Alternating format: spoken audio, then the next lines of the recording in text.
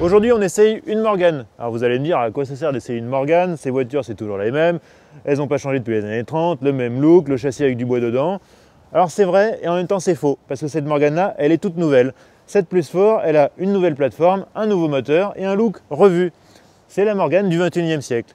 Alors est-ce qu'elle a gardé le charme de l'ancien, parquet, moulure, cheminée? Eh bien c'est ce qu'on va voir dans cet essai. L'automobile connaît sa plus grande mutation depuis qu'elle a été inventée. Évolution des usages, électrification, conduite autonome, autant de sujets qui n'intéressent pas du tout Morgane. Peu de marques sont restées aussi fidèles à leur héritage en cultivant contre vents et marées la tradition, que ce soit en termes de style que de fonctionnalité ou de méthode d'assemblage. Alors je vous le disais, le style il a subtilement évolué.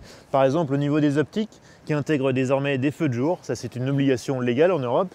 Par contre on retrouve cette calandre, ce long capot ajouré, ces ailes superbes qui viennent mourir au niveau des portières qui sont échancrées dans la plus pure tradition des roadsters britanniques. Et puis le détail que j'adore personnellement, c'est ça, les roues fils. C'est une option, mais ça a un charme fou. Sous sa robe rétro, la nouvelle Plus Fort adopte une plateforme originale en aluminium collé et 97% de ses composants sont inédits. Une vraie révolution qui se ressent également dans l'habitacle. En apparence, la Morgane reste très dépouillée à l'intérieur, mais ce n'est qu'une apparence, parce que figurez-vous que maintenant, on a un ordinateur de bord dans une Morgane. On a aussi une colonne de direction qui est réglable en hauteur et en profondeur. On peut même avoir le Bluetooth, la climatisation, les sièges chauffants. Incroyable! Après, ça reste un produit artisanal, où on peut choisir la couleur de ses cuirs, la présentation de sa planche de bord. Ça a vraiment beaucoup de charme. Mais Morgane n'a pas poussé la modernisation jusqu'à adopter une capote électrique. Celle-ci reste manuelle, et mieux vaut avoir un peu de temps devant soi pour la manipuler. En revanche, côté mécanique, il y a du nouveau, et Morgane n'y est pas allée de main morte. Sous ce capot au look très rétro, on trouve une mécanique très moderne. En l'occurrence, un moteur BMW. Bah oui, Morgane c'est un tout petit constructeur, ils n'ont pas les moyens de développer leur propre moteur.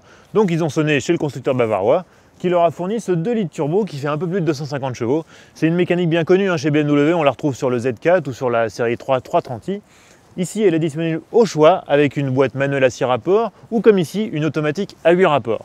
Enfin, dernier détail, les Morgane restent fidèles à la tradition. Il y a toujours du bois dans le châssis, on l'aperçoit d'ailleurs ici. En l'occurrence, c'est du frêne.